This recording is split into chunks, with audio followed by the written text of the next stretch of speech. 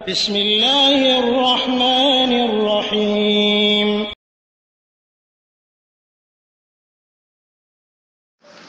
আসসালামু আলাইকুম রহমতুল্লাহি ওয়া বারাকাতুহু। আমাদের একজন ভাই প্রশ্ন করেছেন যে পাক ভারত উপমহাদেশে কখন থেকে টুপির প্রচলন শুরু হয়েছে। আসলে কখন থেকে শুরু হয়েছে এটা আমার জানা নেই এবং জানার কোনো আগ্রহও নেই। হয়তো অনেকে প্রশ্ন করবেন যে আপনার জানার আগ্রহ কেন নেই। কারণ আমি বর্ণনা করব আপনাদের সামনে কেন আগ্রহ নেই। আপনারা অচিরেই জানতে পারবেন যে কেন আগ্রহ নেই। প্লাস এই প্রশ্নটি কেন করা হয়েছে হয়তো অনেকে কিন্তু মানে ধারণা করতে পারবেন না, কিন্তু আমি জানি যে কেন করা হয়েছে, এখানে কী উদ্দেশ্য করা হয়েছে। অনেকে টুপিকে অস্বীকার করে থাকেন এবং শুধু তাই না, আমি কিছুক্ষণ পরে আরও বলবো যে কি কি ব্যাখ্যা দিয়ে থাকেন। আসলে প্রশ্নটি করার মধ্যে কিন্তু একটা উদ্দেশ্য আছে।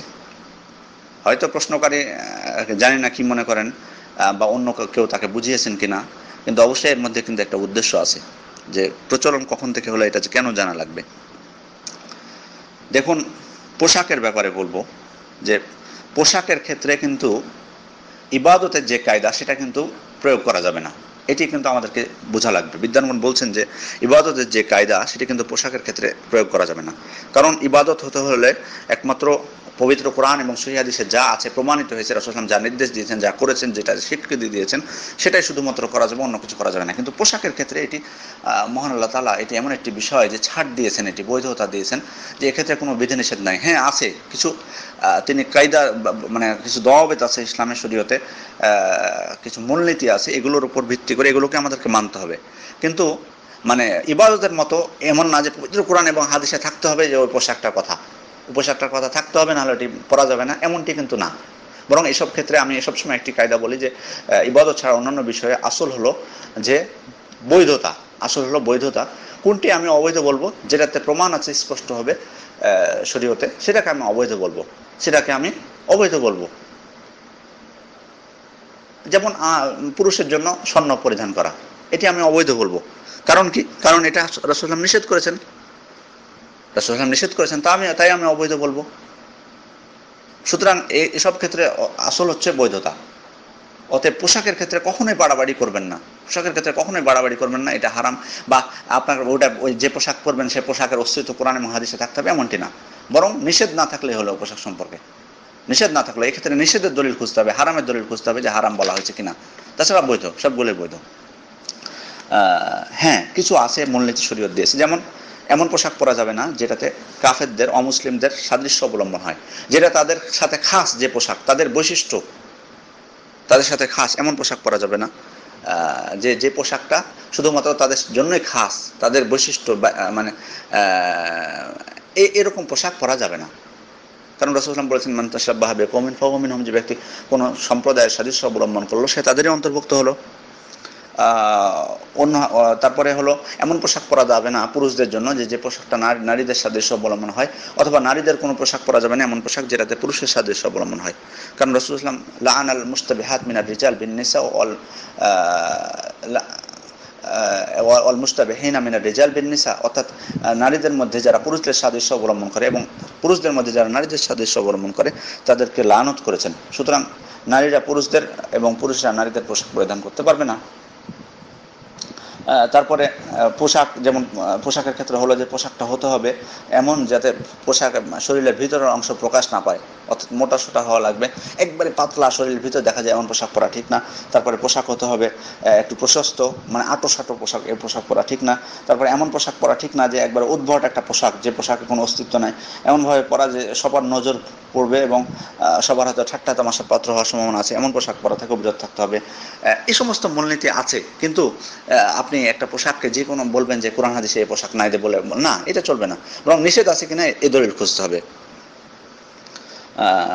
এখন আমরা আসি যে এই যে টুপি ব্যবহার করা নামাজের সময় বা অন্য সময় টুপির ব্যাপারে, যে আসলে টুপি দেওয়া মানে বিদ্বানগণ বলছেন যে টুপি দেওয়াটা আসলে সুন্নাত না, এটা সুন্নাত না।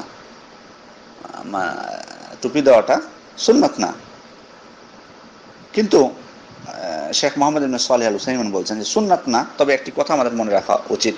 তিনি বলছেন, তার কথাটা আপনাদেরকে বলছি, সাতরুর রাস ফিস সালাহ লাইসা বিওয়াজিব, নামাজে মাথা ঢাকাটা ওয়াজিব নয়।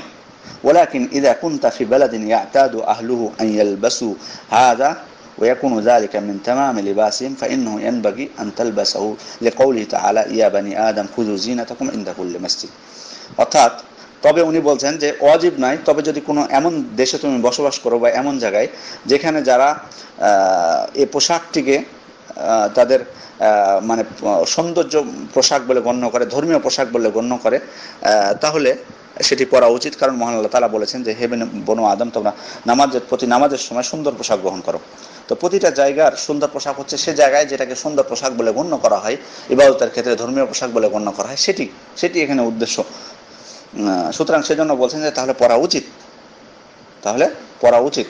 তিনি বলছেন ফাইদা কানা মিনাজ জিনা আয়াদা আল ইনসানু আলা রাসি শাইআন মিন ইমামাতিন আও গুতরাতিন আও তাকিয়াতিন ফাইন্না ইস্তাহাব্বু লাহু আন ইয়ালবাসাহু হালাস সালাহ। অর্থাৎ যদি সে জায়গায়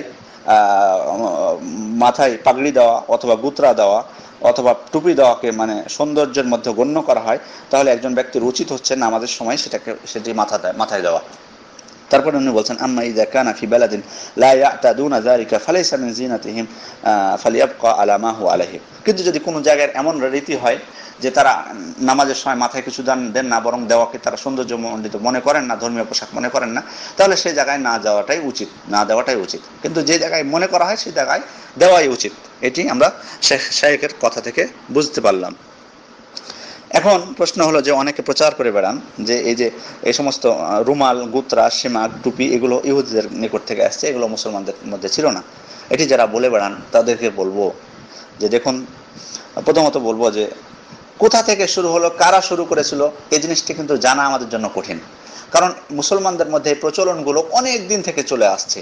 সুতরাং কারা চলে এসেছিল এই সমস্ত জিনিস বর্ণনা পাওয়া যায় না, এবং ইতিহাসের বইগুলো তো আপনি পাবেন না যে কারা এটা প্রথম শুরু করেছিল। এটা হলো 1 নম্বর। 2 নম্বর হলো যে আমরা যদি ইসলামী বই যেগুলো আছে, ফিকার কিতাব বলেন, হাদিসের শারাহ যেগুলো আছে, তারপরে ইতিহাসের বই, এগুলো যদি আমরা দেখতে যাই তো ভর্তি হয়ে আছে টুপি এবং গুতরা এবং শিমাগের ব্যাপারে, এগুলো ভর্তি হয়ে আছে। টুপির ব্যাপারে বর্ণনা আছে। যেমন ধরুন উদাহরণস্বরূপ বলি, ইবনুল কাইয়িম মৃত্যুবরণ করেছেন 751 হিজরিতে।